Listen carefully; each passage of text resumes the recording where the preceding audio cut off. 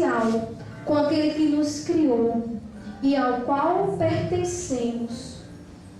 O objetivo da oração em línguas é a santificação, é a minha santificação pessoal. Como eu falava aqui, ao orar em línguas, a pessoa não fica estática, nem entra em transe, mas continua no pleno domínio de suas faculdades, sabendo o que está orando, podendo perfeitamente controlar o tom da voz, né? Não ser escândalo. O Espírito Santo desceu com tanto fogo, como conseguir controlar a minha voz? Não. Somos capazes de controlar esse dom, sim. É a formação, e essa formação eu peguei da Renovação Carismática Nacional. Podemos perfeitamente controlar o tom da voz para estar em harmonia com as demais. Há uma diferença quando eu for profetizar, que é uma oração que a gente vai perceber na Assembleia, que a pessoa vai aumentar mais a voz, mas só que a gente sente a harmonia. E aí a gente silencia para escutar aquela profecia em línguas.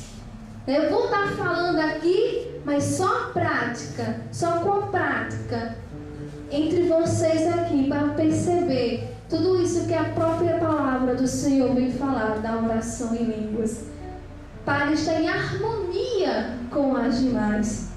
A pessoa é livre, podendo começar e terminar quando quer. A pessoa é livre, mas a gente percebe quando não é no Espírito, que incomoda, por isso que seja no Espírito. Por isso faça a tua oração pessoal, para que você tenha essa intimidade com Deus. A tua oração não seja incômodo, mas a tua ação seja verdadeiramente a ação e os frutos da manifestação do Espírito Santo na tua vida. E no caderninho, eu estou colando o caderninho em você, né? Está batendo aqui. O dom de línguas pode manifestar-se de diversas maneiras. Falar em outras línguas, orar em línguas, cantar em línguas e dar mensagens em línguas. Tudo isso eu vou repetir, tudo isso a gente só vai ver na prática mesmo. Só na prática. Agora, o tipo de oração em línguas. Olha os nomes difíceis, mas não se assuste não, que tem no caderninho de vocês. Quando você receber, vocês vão achar, você lê, repete bem muito esse nomezinho. Há variedade de manifestações do dom das línguas. Então, do geração, glossolalia. Tem no caderninho, se assuste não, eu começo a sugerir quando eu vi.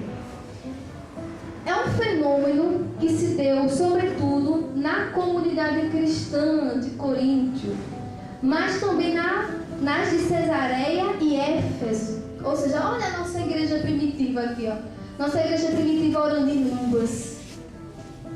Não é a mesma coisa que o falar outras línguas, que é o milagre de Pentecostes. Porque lá em Pentecostes eles estavam falando outras línguas mesmo. Tipo, eu sou brasileira aqui, eu começo a orar e de repente estou orando em inglês, francês, espanhol. Acontece isso. Eu vi também esse testemunho dessa moça da universidade lá de Duquesne.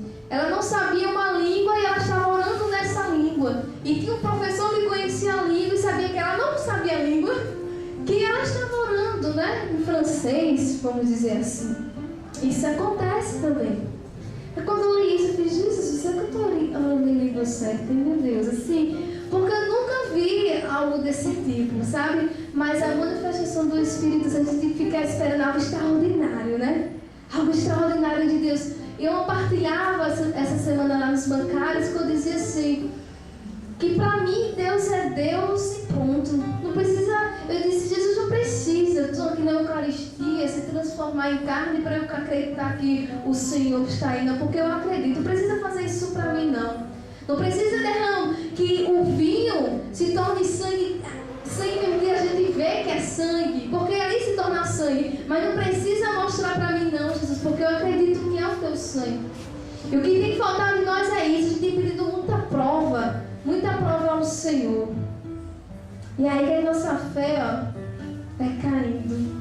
Porque só Deus tem a essência de ser Deus, pronto, gente, basta. Só isso basta. De Deus ser Deus, só isso basta e pronto.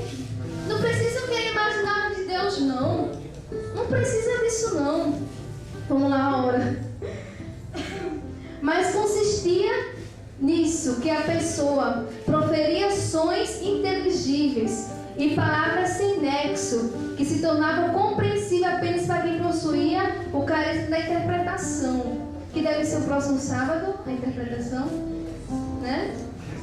Terceiro, né? Vocês vão ver também a interpretação de línguas. Então a glossolalia é aquilo que a gente faz aqui, que a gente ora em línguas. A gente ora em línguas, a gente não está falando outras de como Pentecostes falava, não. Eu estou aqui, não estou orando em chinês, não estou orando francês, espanhol. Eu estou orando realmente com os gemidos inefáveis. E só com a interpretação de línguas, que é um dom que vocês vão ver mais na frente, que vai fazer compreender.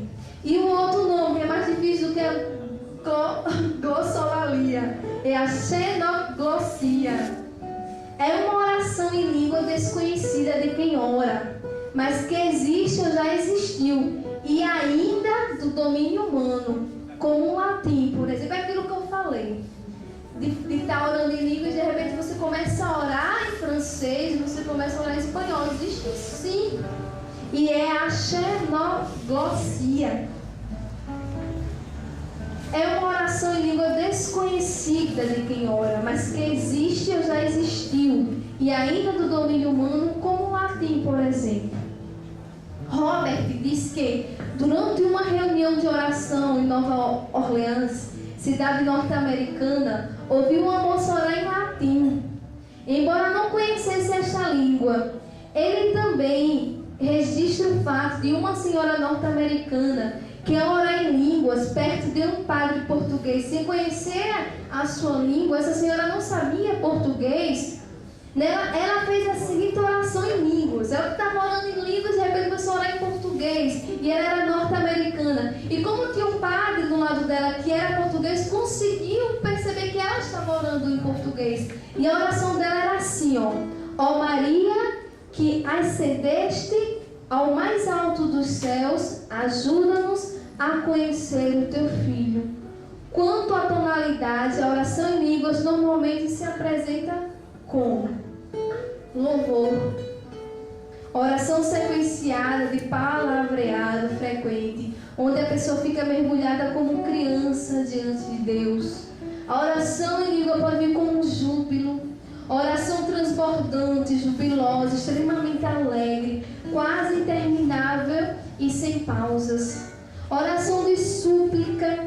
Pode perceber quando estiver orando aqui em língua, na assembleia, né? Esses tipos de oração em língua, uma oração de louvor, uma oração de júbilo, a gente percebe pelo tom. Olha para a súplica, oração compassada e em tonalidade penitencial, que leva a frutos de contrição.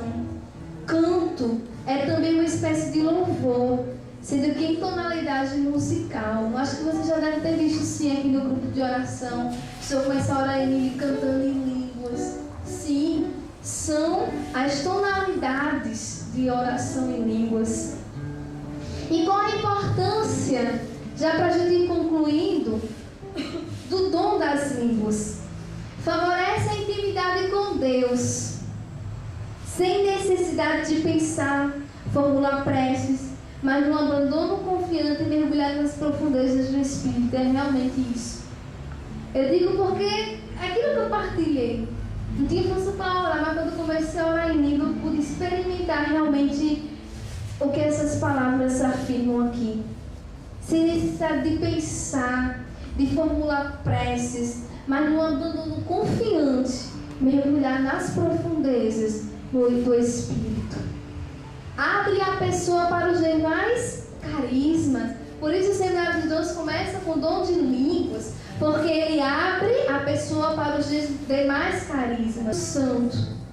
O Espírito em alerta para o que Deus quer falar ou fazer. Geralmente a palavra de profecia ou a interpretação das línguas vem durante ou após a oração ou cântico em línguas. Da mesma forma, a palavra de ciência, o dom da cura e assim por diante. É também um dom de unidade entre os cristãos. E para repetir, frisar,